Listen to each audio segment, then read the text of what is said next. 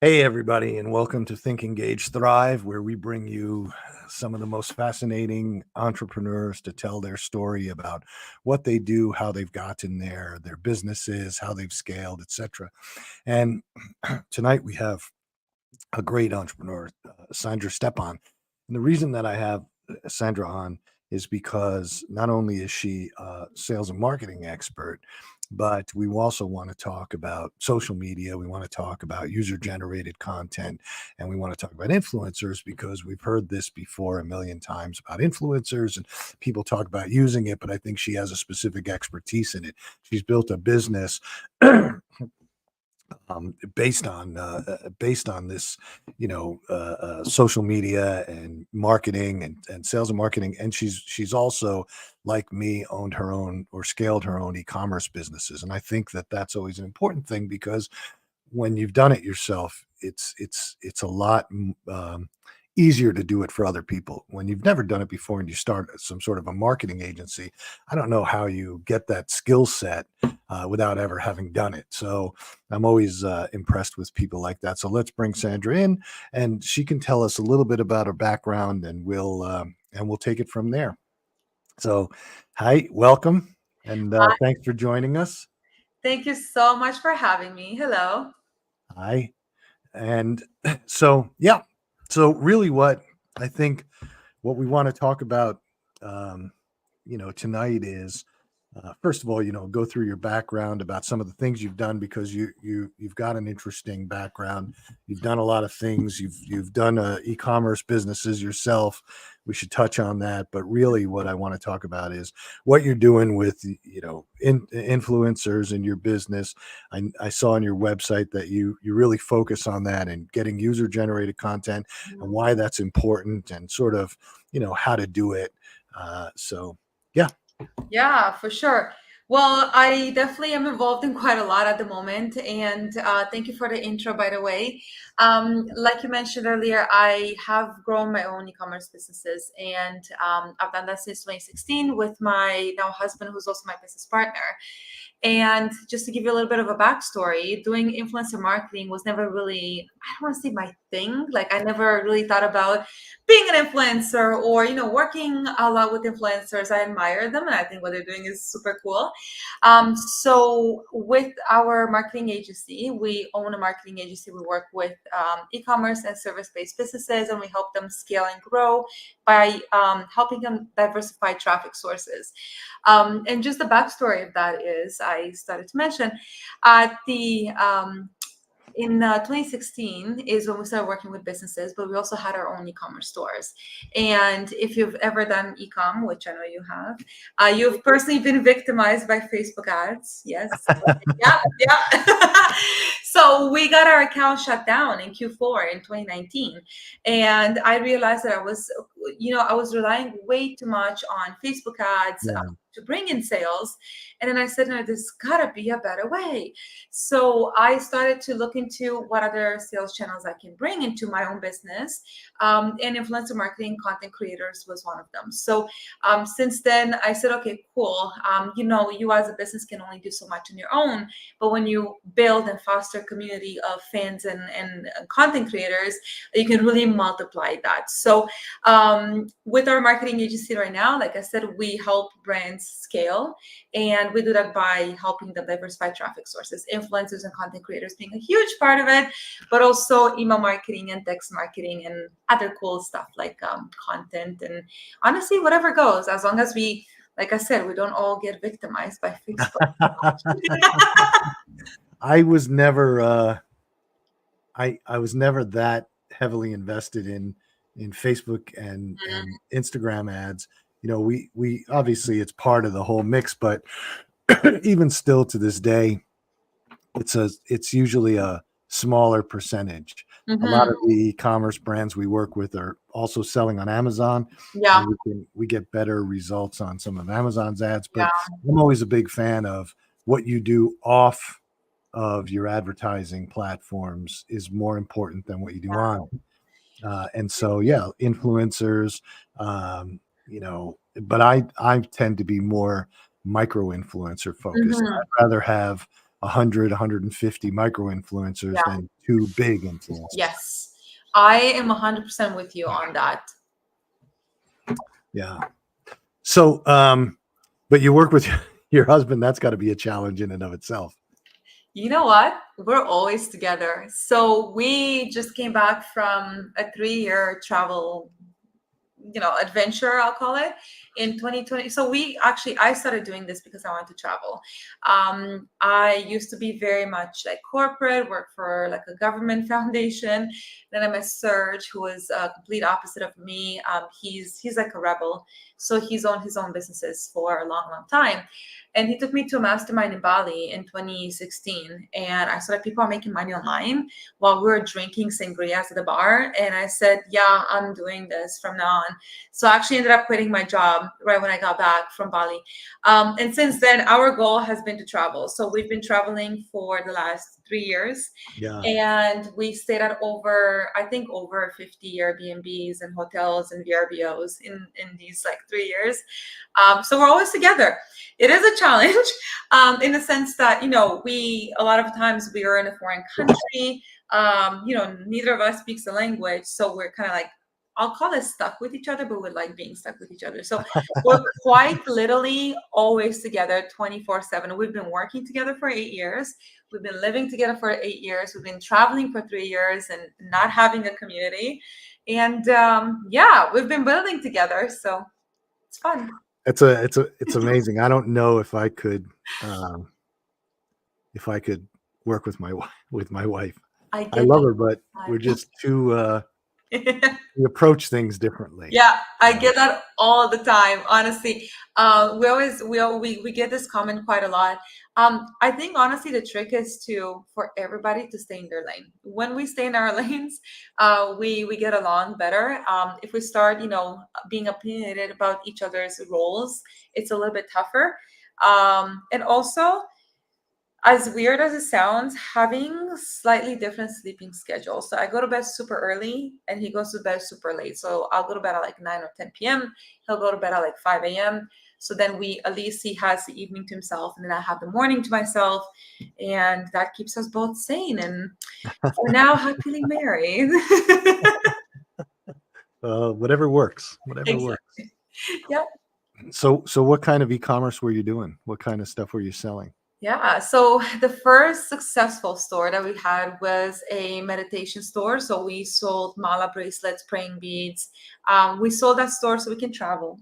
And from that one to the next successful one, we've had a lot of, I'll call it lessons, not failures, but lessons. A lot of, investments, lessons learned along the way. So we've tried honestly, anything under the sun. So back when, in 2017, those like the masks, like for poor masks were in, or the crochet big blankets were in. We've tried that. We've had quite a few, lessons along the way. And then the next successful store, we actually started a hearing device company. So my husband Serge, he's hard of hearing. And before we left for Bali in 2016 to live there for a while, or 2017, his dog chewed his hearing aids. And we're like, damn, I don't want to pay like $5,000 for another pair. So we try to figure out how can we create maybe a brand of hearing aids that is affordable. So we had connections I've seen, in China from other ventures. And we were able to first private label some hearing aids, and then we created our own product. So we've been selling hearing aids for people that do not want to spend thousands of dollars, but want to spend hundreds of dollars on them. Good. It's been a good journey. Yeah, that's a definitely good niche market. Mm-hmm. Especially if you can lower the price. Yes. A lot of people who need hearing aids are on a fixed income, so it's really hard to get them and afford them. So a lot of people go without hearing aids, and there's still a huge market for people that want to pay the thousands of dollars, which is wonderful. But the people who don't want to or can't, there's options for them now. Yeah. Oh, that sounds great. So let's talk about influencer marketing and how you approach it, or how you approach it for some of your brands that you work with. I'll just give you a little bit of, we've probably tested every single one of those systems that are out there that say, oh, you join our system, you have access to 1 million influencers, and the Mhm. system works. And none of them have ever worked. The Yeah. only thing that's ever worked for us is when I take a person and we do the research and we go out and we directly talk to the influencers. That's the only thing that's ever worked. Those systems, and I feel sorry for the people who believe it. We've tested them, but only for short term. Yeah. Being an agency, we can say, look, we'll test it for 30 days and just see, and we can tell very quickly if what the quality of the influencer Yeah. that's doing it. But again, and this is over years. I mean, we've been doing influencer outreach years, and Mhm. never have I found one of those systems to work. I don't know Yeah. about you. I am 100% with you on that. So my system is actually that human manual approach. So I found that a lot of brands that I've worked with, including my own brands, influencer marketing didn't work for, well, there are a few different reasons. So a lot of times the goal was not aligned, right? So we think we're just going to get sales from this influencer is just going to post, for instance, or the budget doesn't align, or their audience doesn't align, or the brand simply doesn't know what they want or to expect from an influencer marketing project. Now, in terms of finding the right influencers, I found that a combination of using tools but a human approach works best. So using tools at the high level where you're researching the influencers, right? So you have a tool that you can use to research influencers in a specific niche, maybe influencers between so like that number and that number of followers in a specific location. That doesn't necessarily have to be a manual approach. Right. Now, once you curate that list of influencers, what I found works best is exactly what you said. You go in your Instagram inbox or TikTok inbox and you message that influencer. And it's not a, hey babe, love your account, blah blah blah, message us on this other account because we're gonna get like blacklisted because we're emailing so much. It's literally like, hey, Sandra here from so and so brand. Just wanted to have a conversation with you if you're open. We're looking for influencers, we're looking for content creators. Are you taking on any partnerships right now? And that's the start of the conversation. And then you wait for them to reply. And then you start going in with your, demands and asks and contracts and whatever you want to do. So having that human approach has worked wonders for me. It is time intensive, but you develop those partnerships with influencers that you can use over and over and over again. Right. And other than that, I found that really controlling the narrative works in marketing in general. So just because someone is an influencer and they know how to post for their audience, it doesn't mean that they know how to post for your brand. So it's still important to have some sort of parameters, right? So have your own personality, have your own voice on your post, but we want to make sure as a brand you're hitting on these points and these points and these points about our brand.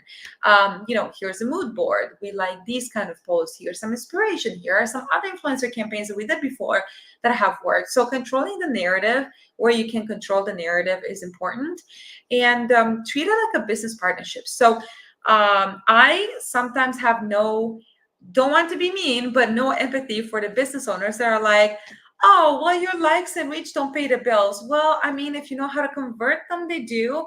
Or, oh, yeah, I've sent packages to influencers, but nobody posted what I wanted them to post. Well, did you ask them to post what you wanted them to post? So you have to be in charge of the narrative and treat it like a business transaction, because at the end of the day, it is a business transaction, right? Like it needs to have some sort of a guideline, some paper trail, an agreement. And then rinse and repeat 150 times so you can get your volume up. I agree. I think that a lot of times business owners, brands, they don't understand. They hear about influencer advertising, or they hear about user generated content, and they Hmm. think, okay, well, if I get this piece of user generated content, it's going to just start driving sales. But Yeah. you have to do it. You have to do it consistently, and like you said, it has to be coherent to the brand. Yeah. Yeah. And it has to use your colors, and it has to use what you want it to say. Yes, they're going to use their voice. Yes, they're going to use the way that they approach things, but you have to control it just like you would an ad. You Yeah. wouldn't put an ad out there and just make it look totally different than every other ad you put out there. Exactly.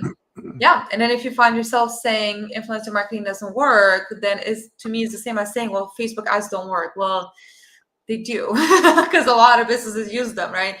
Google ads work. But if, sometimes if you're putting your trust and like all your hopes and dreams in an influencer post and you Yeah. don't know your numbers, you don't know your conversion metrics, then it's not going to work, right? You have to use it as a traffic source. And then you still have to have a conversion piece in place in the back end and know your numbers so that it makes sense for you. Yeah. Yeah. I mean, Facebook ads, meta ads, they can work. Mhm. What any ad can work on any platform, Yeah. but it also comes down to the brand, because if you're a Me Too brand, and we explain this to brands all the time, because we're sort of in a position in our company where we don't just we're not just taking on every single client for the Mhm. purpose of growth. If we can't help you, we're going to tell you we can't help you, and we don't want to take you on because we're just going to waste your time. And we're honest with people. If Yeah. you're just a Me Too product, if you come to us and say, I have a pasta sauce and I want to, I want to sell it. Okay, well, what can you say about your pasta sauce that nobody else can say? Yeah. And if it's just, I use better tomatoes, it's not going to really work. Yeah. So you need to have a voice, or you need to be open to doing something really innovative with your marketing. Mhm. Because I'll use Chewy as an example. Mhm. There were a lot of companies out there selling pet products, pet food, and they didn't work very well. But Chewy broke the code, not because they were selling the same products you could buy in PetSmart and the same products you could buy, um, in Petco, but they approached it differently in a more friendly way, fast shipping, Mhm. free shipping, FedEx, Mhm. all those pieces, and having this huge variety and being extremely responsive. And that meant something to people, and their voice and their their uh, their approach with the customer and their inclusivity, it all worked in their favor. But if you're not willing to do that and you just think, I'm going to take my pasta sauce and put it on an ad and people are going to buy it, it's not going to work. You got it. No, no, I think a lot of, especially newer business owners, they have to understand that the business is not about them. The business Yeah, is about the problems they solve or the yeah, problems they're in a unique position to solve for a pocket of an audience, right? For a niche audience. And the moment that you start saying, like you said, it's me too, like I also have this other product and a sea of products. Well, why are people not buying from me? They should buy from me. Like we're so good. Yeah, it's not going to work that well. So you have to switch your mindset a little bit from not what I'm entitled to, but what can I do to service and be of yeah, service to a niche audience, right? To a niche. yeah. That's a good way of putting it. Not what I'm entitled to, because you're not Wow, entitled to anything. I've had a conversation way too many times of why don't they buy from me? Like we're like I don't understand. I don't understand. Why don't they just buy? I just need more brand awareness. I just need more people to see my product. Well, yes, don't we all? Yeah, yeah. It's true. Awareness is a whole different battle. Mm, You can spend a ton of money on awareness, and what we've been successful with a lot of our brands. And by the way, we only work with brands. We don't work with sellers of product. Like mhm. if somebody's Yeah, just got a store and they sell the same stuff as everybody else, and yeah, we're not interested, because that's just too it's not easy. It's yeah, not that it's not easy. It's just there's no way to differentiate. yeah. There's no message there. But anyway, what we advocate for a lot of brands is using PR to supplement. And like I said before, what you do off of your advertising platforms is just as important. And to Mhm. us, PR, press, earned media, that's all influence, Yeah. right? And it may not be influencers on social media, but Mhm. it's influence. Oh, yeah, absolutely. And so we push a lot of people into it, because you can spend $5,000 a month on PR and get some really good placement. which generates sales, which Mhm. generates traffic, which generates brand awareness, or you can spend $5,000 on ads, which may or may not generate the same amount of revenue, same amount Mhm. of traffic, same amount of sales. So, Mhm. Mhm. Yeah. No, absolutely. I agree with you. especially if you have a unique product, if you have a new and unique product, PR works wonders. Yeah. Yeah. Yeah. People like cool new things. Yeah. They always do. Yeah, and where do you learn about it? I mean, when you think about it as a consumer, right? When you think about it, when you hear about a new product, generally, you're reading about it on some article that you saw somewhere online. Mhm. Mhm. And, so whether it's in, a story in Cosmo or a story in Men's Health or a story in Women's Health or Mhm. something, that's where you're getting it. And that's not by accident. They're not Yeah. the reporters are not going out looking for new products that Yeah. get pushed to them by a PR firm. Yeah. Again, controlling your narrative, Yeah, right? You controlling your control narrative. what's being said about your company online and positioning yourself as, well, as whatever you want to be positioned as. I'll tell you a story, and I've told this story a number of times. And years ago, I had a shaving business, and we had done skincare with a woman named Carol Alt, and it was a raw skincare product, and we sold it on the shopping channels, Mhm. HSN, the shopping channel in Canada, and then Ulta Beauty, Shoppers Drug Mart, a whole bunch of places, and we did really well. But the reason that we got such awareness was because of the shopping channels, because that's TV. Essentially, it's Yeah. television advertising, right? You're just selling, and it has a broad audience. But then, we exited that business, we sold it, and we moved into a shaving business. Mhm. And we started out doing the normal things. We were doing things on social. We were running ads, and the orders were trickling in, but nothing was clicking. And we had, even though we were, um, there's very few razor companies in the world, Mhm. really good razor companies. There's Mhm. Gillette, there's Schick, and then there's one or two others, but the big Mhm. ones there. So one of those guys was our supplier, and Mm. it's a made in America product. So we had a really good product made in the USA. We could say things that nobody else could say. We had high Mhm. quality, blah, blah, blah. But it just wasn't clicking. And so um, one morning I was I was on my phone and I was reading the sports news, and I saw that there was this pitcher, Brian Wilson, who was he pitched for the San Francisco Giants, and he got traded to to the Los Angeles Dodgers, and because he had Tommy John surgery, and he was gonna first time he was gonna pitch in a year, but he had this beard, this unbelievable beard, and he was known for this beard, Mhm. Mhm. and he was a rule breaker, sort of a rebel because the MLB didn't like the beard, and Mhm. all that stuff. Mhm. But so I sent a message to his people. I sent an email and I said, I'll pay him $1 million to shave with our razor.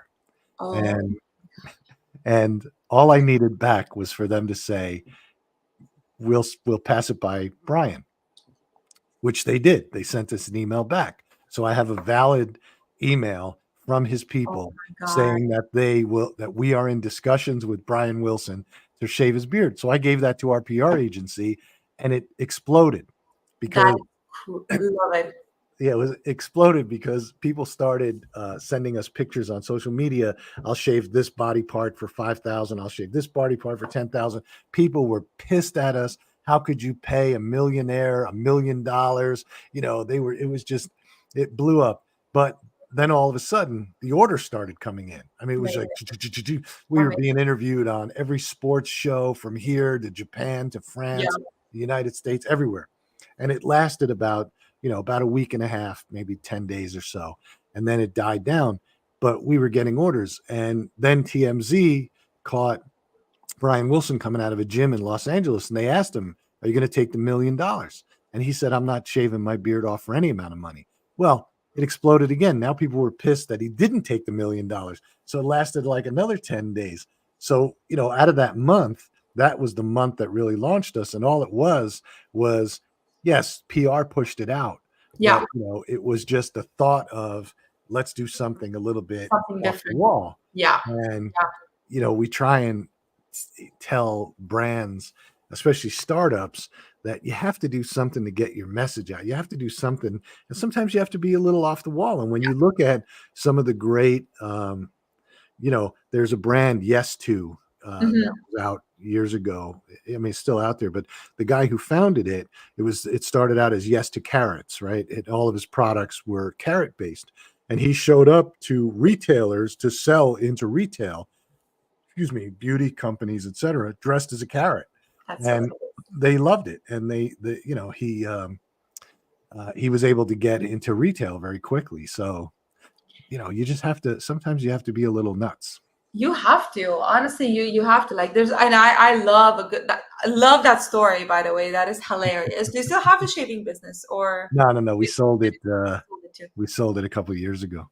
Oh, gotcha. Okay. That is hilarious. I love it. It almost reminds me of the Stanley Cup one, which was an accidental, maybe, PR stunt. You remember a few months ago when the car caught on fire Oh and yeah, the only thing standing was the Stanley Cup, and Stanley Cup was like revived out of, you know what I mean? Like it was not like the cool mom kind of like cup. You yeah, know, everybody wanted a Stanley Cup for Christmas. And I forgot who it was, but I think it was one of the car companies that bought the girl a new car, and they said, yeah, no, you can have a new car. Or maybe it was Stanley Cup that bought her a new car or something like yeah, that. So that was hilarious. I love it. And yeah, you have to be a little bit unhinged, because if you're mundane and if you're just ordinary, you're gonna get ordinary results. But if you want to do something completely different, if you want different results, you gotta do something completely different. yeah. Love Absolutely. it. I love that story. Love it. Yeah. I mean, we've done other things, and we've talked a lot of our clients into doing things where we can see something fun to do. Yeah, And you have to, because people, first of all, you- people want fun and yeah, funny. They don't want serious. They yeah, get serious from the news. So when you start with your whole pitch is our product is, certified yeah. organic by this, it doesn't resonate, because people go, first of all, they're not going to read.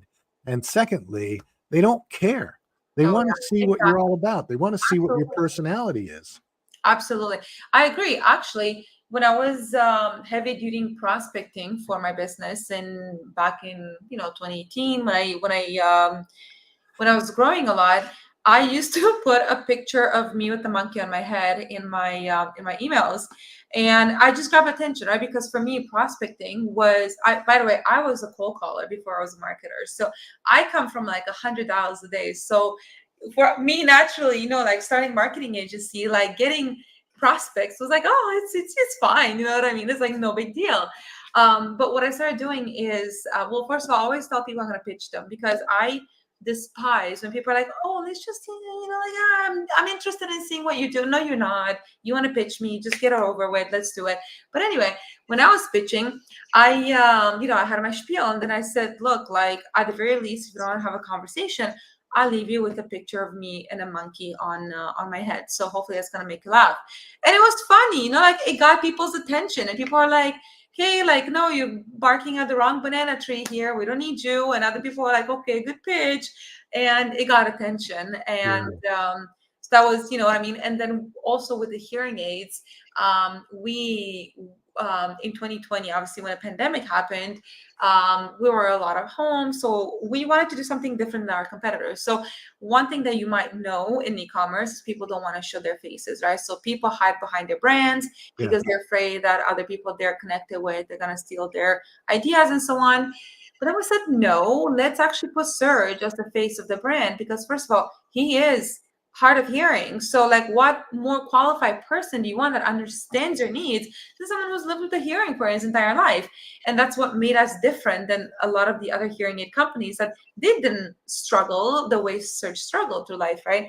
And then we started doing these live videos, and a lot of our customers, they're very quirky, and they love my customer service manager. She's been with us for 5 years, and she remembers people's dog names and stuff like that. And so what we started doing is we started going on these like weekly live videos. So it was either me or Serge or both. And it was a pandemic, it was a lockdown. And like, we would drink wine on live, and we would just talk to our customers, and every honestly, like every time we had a live video, we would walk out with anything from like $500 to $1,000 in that hour, because people like to see who is behind the brand. So we were there for like half an hour, drinking our wine, and like the same, like the usual people will come up and like, oh, Sandra, you switched to red wine today, no white wine today, and it was fun, it was entertaining. Yeah. And yeah, that was for us like a good experience. So it was scary because, again, I come from the ecom world where, we used to go to a lot of masterminds and we share a lot to a point. We cannot tell each other our brands. We cannot tell each other all of our secret sauces because, well, at the end of the day, honestly, if someone can copy your brand, you really have like a good, I don't know, you know what I mean? So that was scary for us too, but we found that it works. Like you said, when you're doing something different, when you're entertaining people, people come on social media to get entertained. They don't come there to like be, read about the doom and gloom, because Yeah. that's everywhere. Well, I think people can try and copy your brand and people can do all kinds of things, but people can't copy your execution. But Yeah. when you have and again, we try and drill this into clients all the time. People respond to a brand that has a person or a Yeah. personality attached to it. They don't want the faceless brand Yeah. anymore. Then you're just like Procter and Gamble or Exactly. Kellogg's or whatever. You're not anything different. But when Yeah. you can say, hey, I have a friend who started a brand of like socks and knee pads and things like that, because he was running races and he got injured, and so he had a doctor, and the doctor was explaining to him what he had to do, so he created a product, and Mhm. and he sells it, but he tells people why he created it, and he Mhm. shows them, and people respond to it. Yeah. If you just said, oh, this is great for, it's great for this injury, maybe and then you did your, you know 300 words of Yeah. why it's great, and you did all that. Yeah. It's not going to resonate as well as somebody on a video saying, here's why I created this product. Exactly. I am 100% in agreement with you on that. Yeah. Lots of cool brands like that out there, which is good. Oh yeah. And we show what brands that start up that are we do a lot. For some reason, we wound up doing about, I would say, 30 to 40% of our business is with food brands. And Mhm. so we see a lot of food brands that go to these, shows and things like that. And when you have these small startup brands that have a personality or a person behind them, Yeah. somebody who, is dedicated to the product and tell you why they created the product and what's so special about the product, you have a better chance of selling that product than you do if it's just, some company that created this brand and putting Yeah. it out there. Exactly.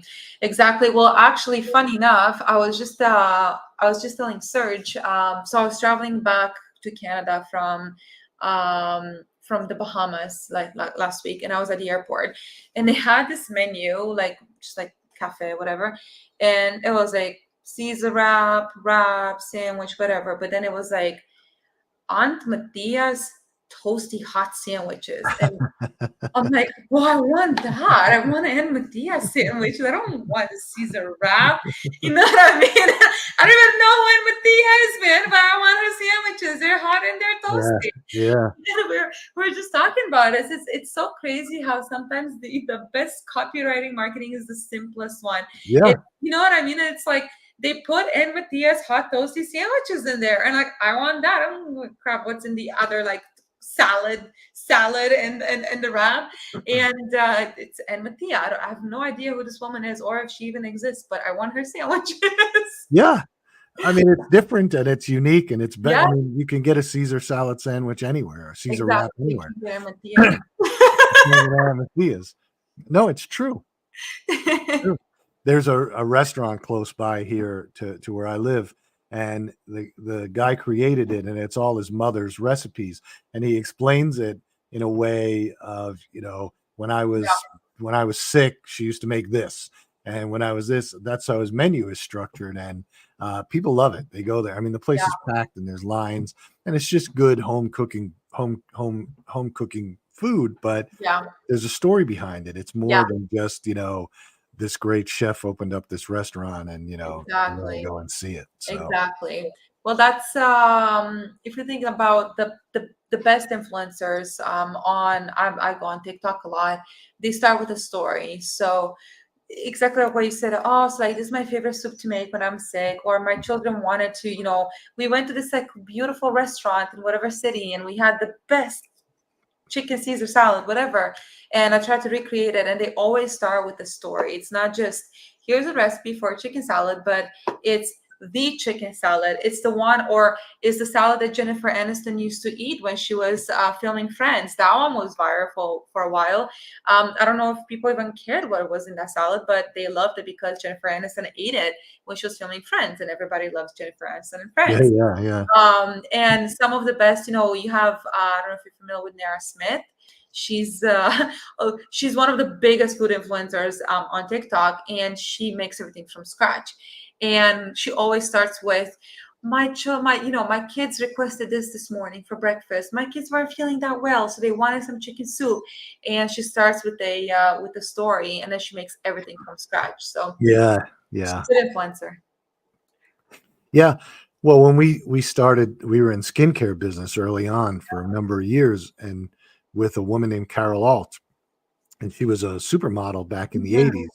80s. She was actually engaged to a guy named a hockey player up in Canada named Mhm. Alexei Yashin, who played for I can't remember. Anyway, he but anyway, she was well known in Canada. But her story was that she had developed cancer, and she had changed to a raw food diet, and she started writing books on raw foodism and how it's good for your health and all this stuff. And so then we built a skincare line around the principles of the whole raw lifestyle. And so it was unique, but we also had a personal story to it. Yeah. And when we launched on the shopping channels, that was really the whole story. She would go out there and tell that story, and people would buy it. And then obviously we went up to Canada on the shopping channel there.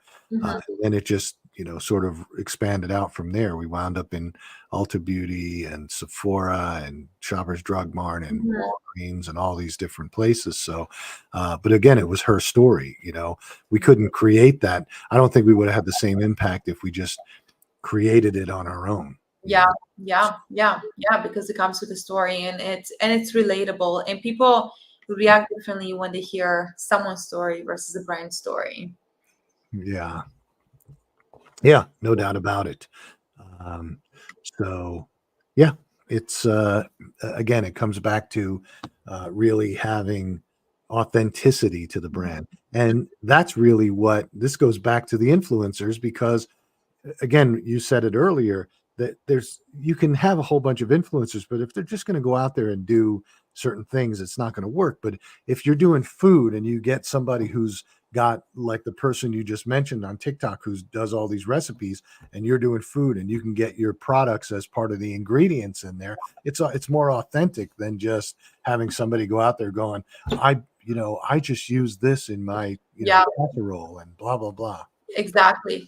Well, actually, I think that could be a whole other conversation at one point, Phil, because I've been looking into influencer marketing and how it's been evolving and how it's going to continue evolving. And the trends in the next few years actually do seem to be almost like the product placement back in the day when you would have like a Coke bottle in a movie or a show, product placements on different lifestyle videos on influencers. So for me, TikTok is the place to go for trends, ideas, anything that's up and coming. It's TikTok.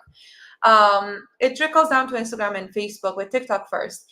And if you go to honestly any video of like a decent amount of influence, people will ask, "Oh, where's your lipstick from? Where's your shirt from? Love that dress." And the protagonist of the video, she may be talking about something completely different. Like she may just be telling like a story from her date. She went out with a new guy or something like that, and she'll be like telling telling her like date story. But people will be like, "Love the lipstick. Where'd you get that? Love the nail color, love the necklace." And it's product placement. And Yeah, it's a lot more subtle than, like you said, here's the product that I use, which is an important part in your marketing funnel, but it's more nuanced when you can have someone wear your product, use your product, and connect with their audience in a way that they know how to connect, but they're using your product in a video, let's say.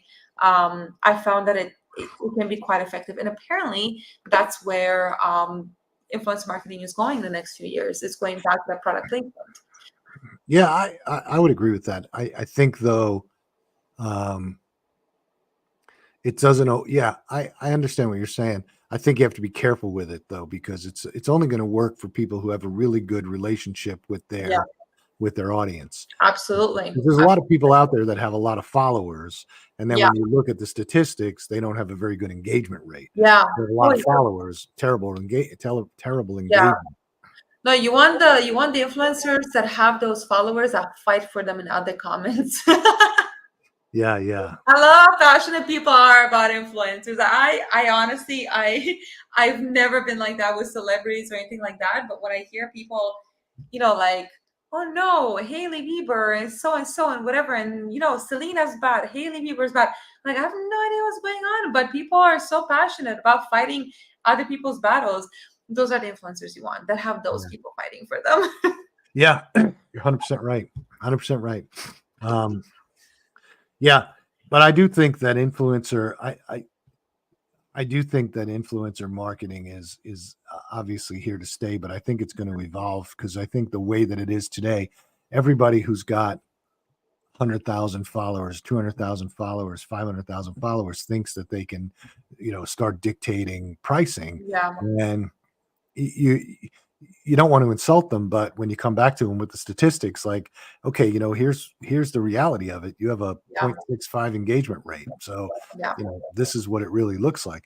And yeah. the thing that drives me up a wall, it drives me up a wall when you can see people who bought their followers. It just Mm, drives me up a wall because they'll sit there and say, "Well, I have, 1 million followers." And you go, "Yeah, you have 1 million followers yeah, and, most of them are fake accounts, and here's how yeah, we can see that." And it just drives me up a wall. So, yeah. Well, I mean, with these people, there are influencers and there are wannabe influencers. So, someone who knows their value, they'll know how to price themselves in a way that it makes sense. Like, sure. I personally, I like to pride myself that I'm cheap for the value I provide because I know my numbers, right? So when I say I can deliver a service for someone, if let's say it's email marketing I'm delivering, and I'm usually charging probably like I'm making 20 times what I'm charging at the very least. So I'm not cheap in the sense that, you can hire someone from Upwork for $500, sure, go ahead. But I'm cheap in the sense that the value is there, right? So with the influencers the same way, right? If you're asking them to provide numbers for the price that they're asking, and they are shady about it, and they're not honest, and they don't want to talk about their numbers, then it's an immediate red flag. But if it's someone that's fighting and said, no, like, I know I'm charging 5 10K whatever for one full post, but I'll tell you something, I have 5 other brands in the last month that made this much money because of me, then that's a conversation worth having with that influencer. But yeah, I know what you mean. It's frustrating when they're dictating the prices, but that's why it is important if you're doing an influencer marketing campaign to ask for those numbers. And I'm not even looking for sales. Like, let the conversion be my own thing, but I want to see the impressions, I want to see the click-through rates, I want to see conversations being generated, I want to see something else other than just the emojis in your post. And then I'm not going to hold you accountable for my sales, but I want to see that you're driving that traffic to my website, and let me take care of my conversions. Yeah, 100%. 100%. I think that like you said, there are more professional influencers out there that really know their numbers, really know their Mhm. value, know what they can deliver, and they'll tell you what they can deliver and what they can't deliver. Yeah, It's the wannabes that there's so many of them, and you got to sift through them. yeah, But um, I think so. I do think it's going to. I think it's going to continue to evolve, and I think it's going to get better. And I also think that Meta, TikTok, even LinkedIn need to um, be better stewards of shutting down fake accounts and bots. because even TikTok will say, I read a statistic from TikTok saying that they recognized some ridiculous number, 31%, 32% of the accounts are fake. And, Yeah. Facebook it said that they deleted 100 million fake accounts last month. And, Wow. same thing on LinkedIn, Yeah. because it's not fair, right? If you're advertising and you have all these fake accounts, you're paying for ads that are going to fake accounts. Yeah. Yeah. You know? Yeah, LinkedIn is an interesting one too. I'm on LinkedIn a lot, and I have a love and hate relationship. I've always loved LinkedIn, and I've fostered a lot of relationships and clients from LinkedIn. But I've been a little bit conservative in posting lately, because I would spend half an hour, sometimes more, creating a post, because I'm like, oh, I want to create value. I don't want to teach something, do something valuable, and I'm not getting the traction. And then I see all these like posts that are literally like, this guy applied, he was not qualified, but I gave him a chance, and now he's the best work I've ever had. And people are like, wow, great job. And like, this post gets like 100,000 views, and I'm like, oh, I don't want to write anymore on LinkedIn. But the people that go, wow, thank you, those are not my target audience. So I should not think like that.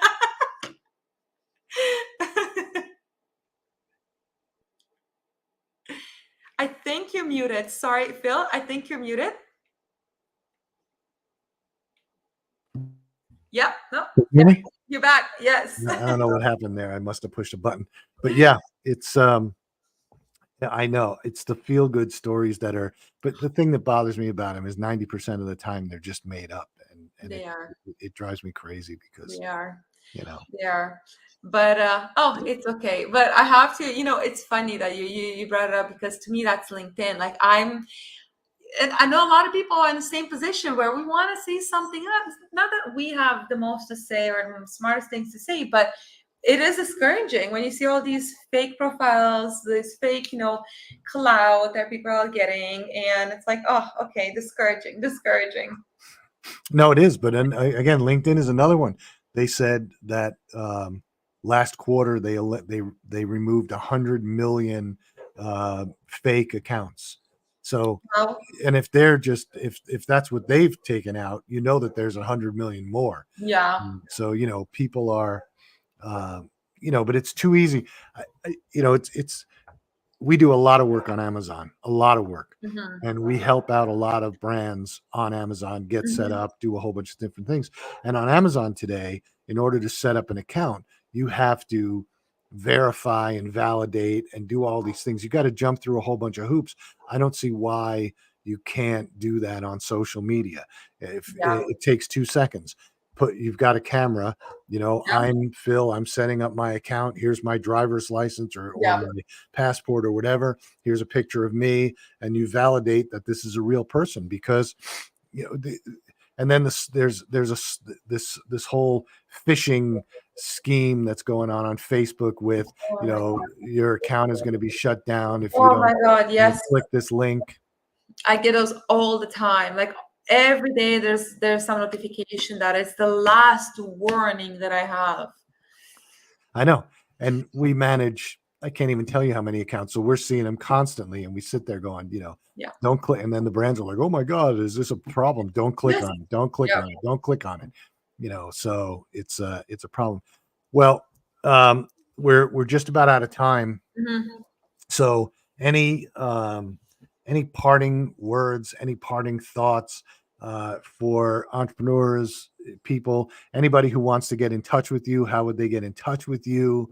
Uh, we put your in the description of the show. We put your all of the social media tags that you had on your Hmm. sheet. They're in there, and your website link is in there. But how would people get in touch with you if they want to talk to you? Uh, Yeah. Yeah, so even though I've been shy on posting, LinkedIn is a great way to get in touch with me. So you can look me up. It's Sandra Stepan on LinkedIn, and you can check out my website, snapadvantage.com. In terms of parting words, honestly, if you are a brand that's looking to work with influencers, because I know we started a conversation with influencers, look for that authenticity, look for relationships, and look for anything that you can continue like long term, not just rinse and repeat new influencers all the time. And I think both me and Phil touched on this. It's not me. It's not about you. Yeah. It's about your audience and how you can best serve your audience. So you're not entitled to anything. You're not worth $1 million till you produce $1 million. And take that humility in everything you do as a brand, in your influencer partnerships, in your sales, in your Amazon, in how you talk to your customers, to your influencers, to your partners. And if you want more wisdom, we'll connect on social media. It's Sandra Stepan, honestly, all across the board, very easy to remember. We'll connect on LinkedIn, and we'll write some fascinating stories about nothing. So We should. yeah. Well, thank you for having me on your show, Phil. It's been a pleasure. Yeah, thanks for joining us, and I'm Yeah, sorry you had stuck in traffic and had no. some problems getting there, I but know it's living in chaos right now. We moved into a new house and it's a lot going on. Took some time off, so catching up on work. But I'm glad that I was here today. It's been a pleasure, and hopefully it's not the last time we collaborate. okay, thanks. I Thank appreciate, you. have Thank a good you. night. We'll see You you. too. Bye. Bye. So I think good discussion about social media, good discussion about influencers. We hear it every single day about influencers and how to use them, how to best use them. And again, I think that there are some tools out there. I generally don't recommend the sort of sign up for my system and you'll have access to 10 million influencers. We do use tools to get to do the legwork to find influencers, but the real hard part is direct outreach to them and the ability to communicate with them one on one. But finding that authentic influencer. And it's important, and it's going to continue to be important for brands, and we continue to take advantage of that. So, but again, another good show. I think Sandra is, she's been doing this for quite some time, and she has some really good content out there. So look her up. All of her links to social media and her website, etc., will be in the description. So, and as far as as far as Crunch Growth goes, and myself, I mentor and I coach a lot of young entrepreneurs, some business people that are in business just can't, they get stuck, they can't scale. We do a lot of that. We do a lot of work with brands. So if you need any help, look us up. I'm always available and I'm easy to reach. You can just Google me and you can find 4 or 5 different email addresses and phone numbers for me. So, and as always, just go to my website, philmasiello.com. And there's several pieces of free information you can download. So, but again, thanks for joining us. We got a great couple of shows coming up. We have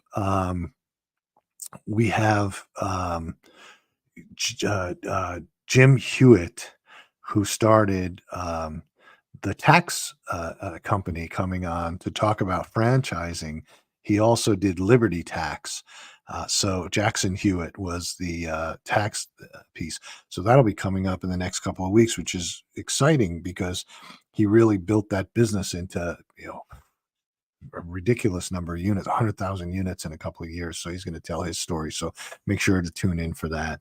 And until next time, thanks for being on, and thanks for coming to see us. Have a great night.